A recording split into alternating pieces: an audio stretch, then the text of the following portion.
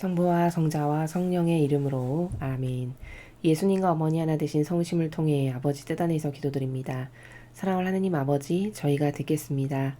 말씀하여 주시옵소서. 아버지 뜻 진리, 이 킨적 질서의 계명이 이제 전 인류가 따라야 될 기본적이고 근간이 되는 윤리도덕의 가치가 하루빨리 될 수 있도록, 인류의 중심이 될 수 있도록 축복하여 주시며, 아버지의 뜻이 어서 빨리 대한민국을 포함한 인류를 군림하시고 통치하시고 다스리시옵소서. 이 모든 기도 우리 주 예수 그리스도의 이름으로 기도드리나이다. 아멘. 성부와 성자와 성령의 이름으로 아멘. 안녕하십니까? 하나님의 뜻 성교의 피아수녀입니다. 오늘도 여러분들과 함께 성경 말씀에서 하느님 아버지께서 인류에게 전하시고자 하시는 신적인 다양한 정신세계, 그 차원의 나라에 대해서 함께 학습해 보도록 하겠습니다. 2021년 7월 3일 토요일입니다. 요한복음 20장 24절에서 29절까지 말씀입니다. 12제자 가운데 하나로서 쌍둥이라고 불리는 토마스는 예수님께서 오셨을 때 그들과 함께 있지 않았다. 그래서 다른 제자들이 그에게 우리는 주님을 배웠소 하고 말하였다. 그러나 토마스는 그들에게 나는 그분의 손에 있는 못자국을 직접 보고 그 못자국에 내 손가락을 넣어보고 또 그분 옆구리에 내 손을 넣어보지 않고는 결코 믿지 못하겠소 하고 말하였다. 여드레 뒤에 제자들이 다시 집안에 모여 있었는데 토마스도 그들과 함께 있었다. 문이 다 잠겨 있었는데도 예수님께서 오시어 가운데 서시며 평화가 너희와 함께 하고 말씀하셨다. 그러고 나서 토마스에게 이르셨다. 네 손가락을 여기 대보고 내 손을 보아라. 네 손을 뻗어 내 옆구리에 넣어 보아라. 그리고 의심을 버리고 믿어라. 토마스가 예수님께 대답하였다. 저의 주님, 저의 하느님. 그러자 예수님께서 토마스에게 말씀하셨다. 너는 나를 보고서야 믿느냐? 보지 않고도 믿는 사람은 행복하다. 주님의 말씀입니다. 그리스도님 찬미합니다. 우리가 익히 잘 알고 있는 그 복음의 내용입니다. 토마스 사도가 의심하는 것에 대해서 예수님께서 그 믿음이란 것이 무엇인지를 오늘 29절에 한 문장으로서 말씀을 하셨는데요. 토마스 사도가 이렇게 얘기하죠. 나는 내 눈으로 보고 내 손으로 만져봐야 믿을 수 있다. 이렇게 이야기하죠. 이 앞에서.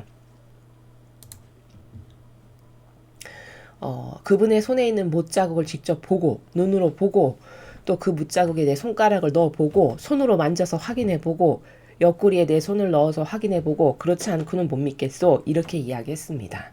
자, 그럼 여러분은 믿음을 과연 무엇이라고 생각하십니까? 오늘 토마스 사도는 이렇게 눈으로 보고 만져봐야 믿는다. 이렇게 이야기했습니다. 자, 자연법에서도 이렇게 만져보고 눈으로 본 다음에 믿는 것은 믿었다라고 말하면 안 되죠. 이건 그냥 확인한 겁니다. 확인이라고 단어를 써야 되겠죠. 확인한 거죠. 이걸 믿음이라고 이야기하면 안 되는 거죠. 그러니까 예수님께서 후미에 너는 나를 보고서야 믿느냐? 보지 않고도 믿는 사람은 행복하다. 이렇게 말씀하셨습니다. 자, 그러면 도대체 오늘 우리가 이 복음을 통해서 믿음이라는 나라는 어떤 나라인가에 대해서 한번 생각해 보겠습니다. 예수님께서는 믿음이라는 것을 답을 주시기를 보지 않고도 믿는 사람은 행복하다 이렇게 말씀하셨습니다. 자, 그러면 믿음이라는 세계는 뭘까? 보이지 않는 세계에서 벌어지는 그 근원, 그 본질을 믿는 것이 바로 믿음입니다. 토마스 사도처럼 눈에 형상적으로 드러나서 내가 직접 만져보고 확인하고 이런 것은 믿음이라고 하지 않고 이건 확인한 겁니다. 확인. 근데 토마스 사도는 지금 오류가 있는 거죠. 사고방식 안에. 그렇게 하고서야 믿는 것을 믿음이라고 착각하는 오류 가운데 살아가는 거죠. 근데 이것은 믿음이라고 할 수 없습니다. 예수님께서 답을 주시기를 보지 않고도 믿는 사람은 행복하다. 저 말씀 안에 포함되어 있는 본질의 나라가 뭐냐? 보지 않고도 믿는다?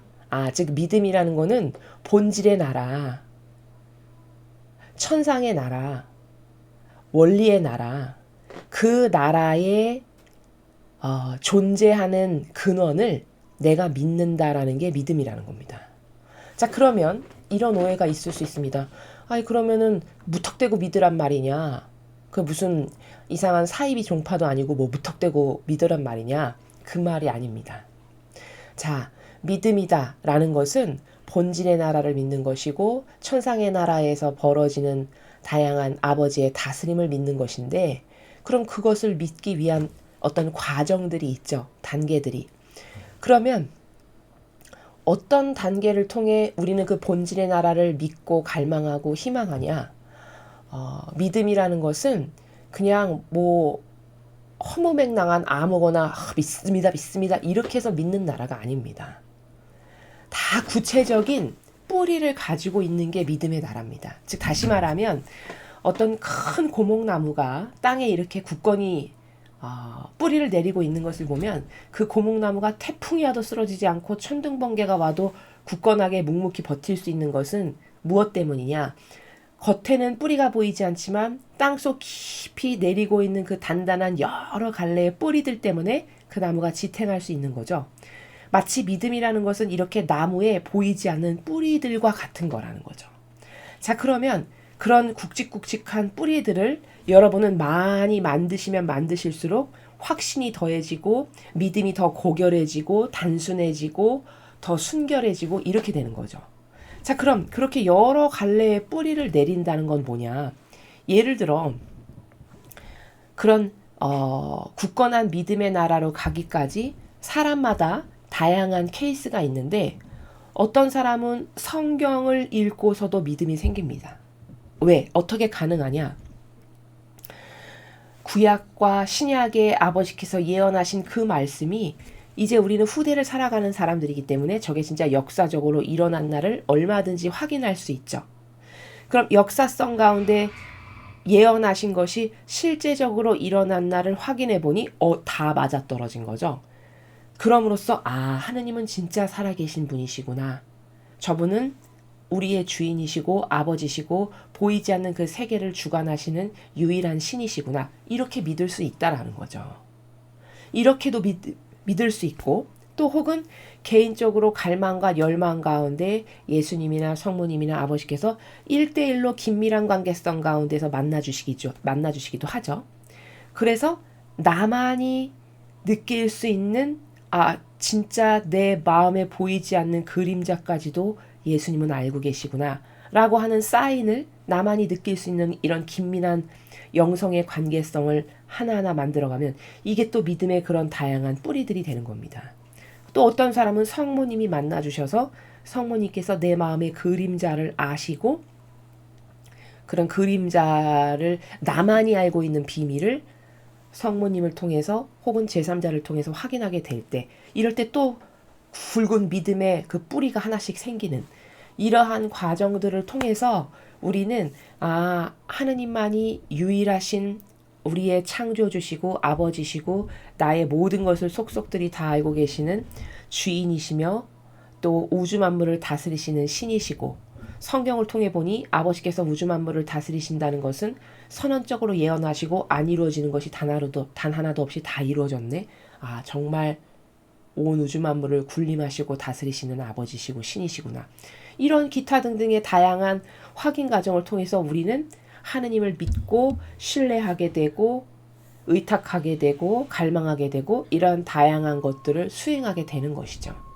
이렇게 믿음이라는 것은 성경에 나와 있는 예언이 실제적으로 이루어진 것을 통해서 혹은 개개인의 다양한 체험들을 통해서 또 인생을 살아가면서 내가 이런 위험한 순간들이 있었는데 지나고 나서 그때를 돌이켜보니 그때 내가 자칫 잘못하면 이런 위험에 빠질 수 있었는데 그때 주님의 천사의 손길을 통해서 나를 그 위험에서 건져주셔서 오늘날의 내가 있구나. 이런 다양한 루트를 통해서 우리는 이게 본질이 진짜 존재하고 하느님께서 살아계시고 우리를 눈동자처럼 돌보신다라는 것을 문득 확인하게 된다는 것이죠. 그래서 그러한 믿음의 뿌리들이 굵고 많이 자라나게 되면 바로 다니엘과 같은 믿음이 실증적으로 아버지께 그런 어떤 보여드리는 다니엘과 같은 믿음으로 성장하게 되는 겁니다. 혹은 엘리야나 엘리사나 다윗과 같은 이런 믿음으로 성장하게 되는 것이죠. 그래서 믿음이라는 것은 보이지도 않는 것을 그냥 무턱대고 무작정 무식하게 무대뽀로 믿어라, 그 말이 아니라, 이런 아버지께서는 내가 갈망만 하면 하느님, 저는 하느님을 정말 믿고 신뢰하고 싶고 사랑하고 싶고 알고 싶습니다. 저를 도와주세요, 아버지. 만약에 진실성의 나라에서 그런 기도만을 드려도 하느님께서는 그 자녀가 인정할 수밖에 없는 방법으로서 살아계신 하느님이시라는 것을 믿을 수 있는 다양한 표징이나 징표나 주변의 사람을 통해서 확인을 시켜주십니다. 아마 신앙생활 하시면서 이런 경험들 여러분들은 다 해보셨을 겁니다. 그럼 그러한 믿음의 한 가닥이 딱 자라나면 그 한 가닥을 통해서 또 다른 가닥으로 성숙하게, 그리고 또 다른 가닥으로 성숙하게, 이렇게 해서 많은 뿌리를 아주 단단하고 굳건하고 굵직하게 만들어서, 그래서 마침내 반향하기를 그런 다니엘이라든가 에스텔이라든가 구약의 수많은 하느님께서 뽑으셨던 훌륭한 일꾼들과 같은 그런 반향을 할 수 있게 되는 것이 점점 고도화되고 고결하고 단순하고 아름다워지는 그 믿음의 나라로 업그레이드가 되는 과정이다. 우리는 시작은 그렇게 미미하게 다 각자 다른 환경 가운데서 했을지 모르겠지만, 그러나 우리가 가고자 하는 최종 목적지는 그 믿음의 정도와 고결성과 아름다움과 용해됨과 순도가 예수님과 성모님과 같이 되기를 바라는 것이 바로 우리의 최종 믿음의 목적지고 종착지고, 그리고 유일한 우리의 희망이고 갈망이다. 이러한 다양한 과정들 가운데 있고, 지금 나는 어느 정도에 와 있는가라는 것을 스스로 한번 오늘 같은 복음을 보셨을 때는 확인도 해보고 점검도 해보실 수 있는 이런 계기와 기회가 될 수 있는 것이죠. 초심자 때는 거의 대다수의 사람이 어떤 갈망하는 것이 있어서, 어떤 소망하는 것이 있어서 하느님께 가까이 다가옵니다. 너무 갈급하고 어렵고 힘들고 그런 것들이 있어서 하느님, 저를 좀 도와주세요. 하느님이 계시다면 저를 도와주십시오. 이런 마음으로 다가옵니다. 그래서 만약에 하느님께서 그것에 응답하여 주시면 거기서 또 믿음의 뿌리 하나가 쑥 자라게 되는 것이죠. 자, 이렇게 처음에는 아버지께 축복받고 은총받고 싶어서 다가오는 그런 믿음의 나라에서 이제 그 자녀가 성숙하고 더 완성도가 있어지고 더 아름다워지면 이제 뭘 달라라고 하는 차원에서 벗어나서 아버지가 저를 이렇게 많이 돌봐주시고 지금까지 제가 부족함이 없게 살아갈 수 있도록 다 이렇게 아버지께서 눈동자처럼 살피셨는데 과연 저는 아버지께 뭘 드렸는지 잘 모르겠습니다. 이제부터라도 저는 아버지께 이제 받은 것을 다 되돌려드리는, 마치 부모님이 연로해지시면 자식이 돌보아야 하는 것이 지극히 당연한 것처럼 제가 아버지께 받은 사랑을 다 되돌려드리고 싶습니다. 더 고결하고 더 아름답고 더 아버지께서 받으시기에 역겹지 않은 그런 사랑의 예물로 아버지께 제 사랑을 봉헌드리고자 하니 아버지, 이제 제 사랑을 너그러이 받아주시옵소서 하면서 오히려 하느님께 더 어떻게 하면 더 기쁘게 드릴까? 어떻게 하면 아버지가 더 만족스러우실까? 어떻게 하면 더 행복하실까? 이런 것을 채워드리는 성숙한 영혼이 된다면 그 영혼으로부터 많은 위로와 그리고 뿌듯한 보람을 아버지께서 느끼시겠죠. 이렇게 믿음이라는 것은 마치 초등학생에서 중학생, 중학생에서 고등학생, 고등학생에서 대학생, 그래서 장년이 될 때까지의 인간의 정신이 성숙해 나가듯이 그 믿음의 나라도 받는 것만을 갈망하던 차원에서 이제는 어떻게 하면 아버지께 내가 받은 그 엄청난 사랑을 좀 돌려드리고 행복하게 해드릴까라고 하는 이런 차원으로 거듭나고 그 차원을 뛰어넘게 되면은 예수님과 어머니께서 사셨던 나라, 즉 아버지 일이 내 일이고 아버지 걱정이 내 걱정이고 아버지가 원하시는 게 다 내가 원하는 거고 분리불가분의 관계, 이제 이 정도까지 가게 되는 거죠. 그래서 누가 말도 안 하고 강요도 안 했는데 아버지, 제가 있지 않습니까? 제가 인류를 구원하러 다녀오겠습니다. 이렇게 자원하는 희생제물이 되기를 원하는 이런 갈망에 이르기까지 이렇게 믿음의 나라는 천차만별로 다르고 그러나 스타트는 내가 원하는 것이 있어서 다가온 우리 모두가 미숙한 존재였지만 그러나 업그레이드와 성장은 예수님과 어머니와 같은 아버지와 완전히 용해되는 그 나라로 자꾸 성장이 되고 업그레이드가 되어야 되는 것이 우리가 믿음의 여정을 가는 과정이다. 프로세스는 그렇게 되어야 한다. 그것이 올바른 것이다. 라는 것을 여러분에게 말씀을 드립니다.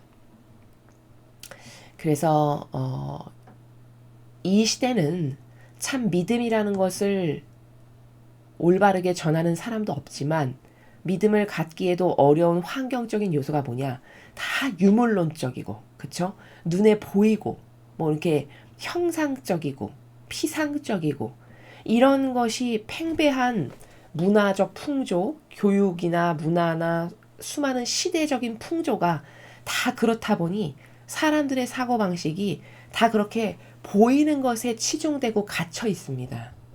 근데 그렇게 눈에 보이는 형상적인 것에 만족감을 느끼고 거기서 뭔가를 갈망하고 끊임없이 그런 유물론적인 사관 가운데에서 살아가는 것에서 벗어나지 못한다면 이 신앙생활이라는 것은 다 본질의 나라에서만 이루어지는 거고 오늘 배우는 믿음도 보지 않고도 믿는 사람은 행복하다라고 말씀하시는 저 행간의 나라가 무엇인지를 깨달아야 하는데 이 행간의 나라를 바오로 사도는 로마서에서 뭐라고 하냐? 아니 누가 눈에 보이는 걸 희망합니까? 이렇게 이야기합니다. 그럼 바오로 사도는 뭔가 발견한 게 있는 거죠. 눈에 보이는 걸 희망하는 것은 아무짝에도 소용이 없는 쓸데기 없는 정말 나의 영혼에는 하나도 도움이 되지 않는 오히려 마귀만 불러들이는 일이라는 것을 깨달은 거죠. 그러다 보니 고백하기를 아니 누가 눈에 보이는 걸 희망합니까? 누가 눈에 보이는 걸 갈망합니까? 이렇게 이야기를 하죠. 바로 그게 오늘 예수님께서 말씀하신 세계와 비슷한 관점의 나라죠. 눈에 보이는 것, 어떤 사도도 어떤 훌륭한 예언자도 어떤 위대한 하느님께서 사랑하셨던 그런 자녀들도 눈에 보이는 것에 관심을 갖지 않았습니다. 즉, 그 세계에서 초월했습니다. 왜냐? 그게 너무나도 허접하고 그건 영원성도 아니고 내 영혼하고도 전혀 내 영혼의 어떤 영원성과 전혀 관련 없는 것이고 오히려 그런 것이 나의 자아의 종으로 살아가기 위한 발목만을 잡을 뿐이라는 그런 쓸데없는 것이라는 것을 확인한 거죠. 그들은. 그래서 그걸 초탈한 거죠. 그 세계를. 그 세계를 뛰어넘은 겁니다. 그리고는 위대하고 아름다운 것은 다 본질에만 있구나. 다 원리의 나라에만 있구나. 천상의 나라에만 있구나. 변하지 않는 것은 다 거기만 있구나. 해서 그 변치 않는 것, 그 완벽한 것, 그 아름다운 것, 그 고결한 것.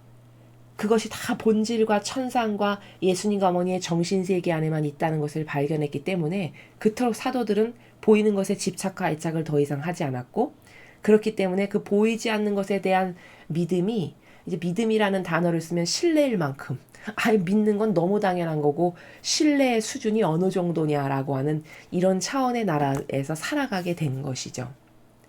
여러분도 더 믿음을 고결하고 단단하고 굳건하고 단순하고 이런 믿음으로 여러분의 믿음을 업그레이드 시키고 싶으시다면 하나하나 평상시에 여러분께서 어떤 고요한 기도 시간을 하실 때 혹은 예수님과 어머니와 속삭이는 시간을 가지실 때 스스로 점검해보고 반추해볼 필요가 있습니다. 어떤 걸 점검해볼 필요가 있냐?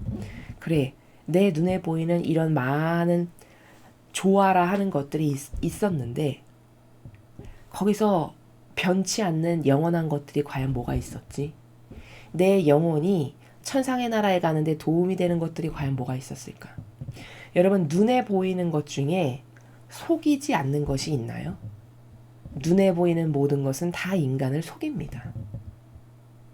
이래서 이런 것에 집착과 애착을 안 했던 겁니다. 하나님을 진정으로 발견하고 사랑했던 사람들은. 왜? 그게 얼마나 무가치하고 그게 얼마나 불완전하며 그리고 인간을 속이는 것이라는 것에 대해서 깨닫게 된 거죠. 그리고서는 끊임없이 본질을 갈망하고 계속 예수님과 어머니의 정신세계를 갈망했고 하나 되기를 갈망했고 이 차원으로 거듭거듭 새로워진 거거든요. 여러분들도 이제 여러분의 믿음의 수준과 나라를 좀 더 업그레이드 시키셔서 아버지가 과연 나를 위해서 가장 좋은 것만을 주신다는 것을 나는 몇 퍼센트나 확신하는가. 예를 들어 지금 나에게 당장 다니엘과 같이 어떤 유배지로 혹은 어떤 그런 박해와 핍박과 고통이 몰아닥칠 때 나는 그렇게 다니엘처럼 오히려 더 당당하고 더 강하게 박해하려면 하라지.